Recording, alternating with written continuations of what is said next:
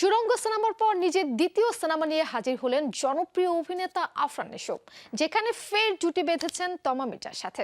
সিনেমাটি পরিচালনা করেছেন শিহাব শাহীন। মুক্তির পর সিনেমাটি পায় ব্যাপক দর্শকপ্রিয়তা। সেই সাফল্য উদযাপন করতে সম্প্রতি ঢাকার এক প্রেক্ষাগৃহে আয়োজন করা হয়েছিল ঈদে মুক্তি পাওয়া দাগির বিশেষ প্রদর্শনী, যেখানে উপস্থিত ছিল সিনেমার কলাকুশলী সহ বিশিষ্টজনেরা।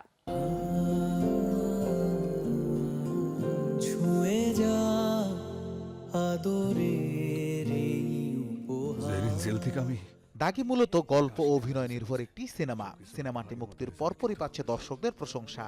সেই সাফল্যে অন্য এক মাত্রা যোগ করতে আয়োজন করা হয়েছিল দাগি সিনেমার এক বিশেষ প্রদর্শনী। মুক্তির পরপরই দাগি সিনেমাটিকে ঘিরে নিশো ভক্তদের উচ্ছ্বাস ছিল চোখে পড়ার মতো, যেখানে নিশান চরিত্রে মুগ্ধতা ছড়িয়েছেন আফরান নিশো। প্রত্যেকটা চরিত্রেই একটা কমপ্লেক্সিটি আছে, চরিত্রগুলোর মধ্যে ইমোশনে ভরপুর আছে। তো এই নিশানও একটা কমপ্লেক্স ক্যারেক্টার, অনেকগুলো শেডস, অনেক জার্নির মধ্যে অনেকগুলো ইমোশন এসেও বাসা বাঁধে। তো এই ধরনের চরিত্র করার যেমন চ্যালেঞ্জ আছে, তেমন আমার ব্যক্তিগত খুব এই ধরনের সম্পর্কের যে গল্পগুলো সেগুলো ডিল করতে খুব ভালো লাগে। বিশেষ এই প্রদর্শনীতে ফিলিস্তিনে চলমান বর্বরচিত হামলার প্রতিবাদী প্রতীক হিসেবে 1 মিনিটের নীরবতা পালন করা হয়।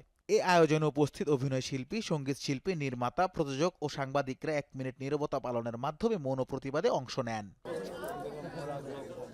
দাগি সিনেমাটি মূলত অভিনয় ও গল্প নির্ভর সিনেমা, যেখানে প্রত্যেক অভিনয় শিল্পী নিজের সবটুকু উজাড় করে দিয়েছেন।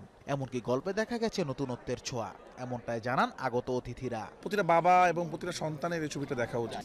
আমি একটা মুহূর্ত আমি চোখ ফেরাইতে পারি নাই। যে অ্যাটাচমেন্টটা ছিল, যে ইমোশনটা ছিল, আমার মনে হয় যে উনি একদম 100-এর চাইতে বেশি এটা করতে পেরেছেন। আমার সবার অভিনয় ভালো লাগছে। দাগি সিনেমা দেখে সাধারণ দর্শকরা নানা ইতিবাচক মন্তব্য করছেন, যা দারুণভাবে অনুপ্রাণিত করছে নির্মাতা শিহাব শাহীনকে। এটি ড্রামা জনরার বেস করে, এটি পুরোপুরি সোশ্যাল অ্যান্ড ফ্যামিলির social drama with romance and action, পরিবার নিয়ে দেখার মতো। প্রদর্শনী শেষে কিছুটা আবেগ আপ্লুত হয়ে ওঠেন তমা মির্জা। সিনেমায় বেশ চ্যালেঞ্জিং চরিত্রে অভিনয় করতে দেখা গেছে তাকে। দর্শককে আকৃষ্ট করার সব থেকে বড় অংশটাই হলো এই ছবির ইমোশনাল জায়গাগুলো। তো লাস্টে তো অনেক বেশি ইমোশনাল হওয়াটাই স্বাভাবিক, এবং দেখছিলাম অনেকেই অনেক বেশি ইমোশনাল হয়ে যাচ্ছেন। এইটা আমার মনে হয় যে এটাই এই ছবির প্রাণ, এই ছবির সব থেকে প্লাস পয়েন্ট। আর জেরিনের জার্নিটাও যখন দেখছিলাম খারাপ লাগছিল, নিশানের জন্য খুব খারাপ লাগছিল। মনে হচ্ছিল বারবার যে জীবনটা তো অন্যরকমও হতে পারতো। দাগি সিনেমার সফলতা আরো আশা জাগাচ্ছে প্রযোজকদের, ফলে আগামীতে আরো ভালো সিনেমা নির্মাণের আশ্বাস দেন প্রযোজনা প্রতিষ্ঠান। Anas Imran, showbiz tonight.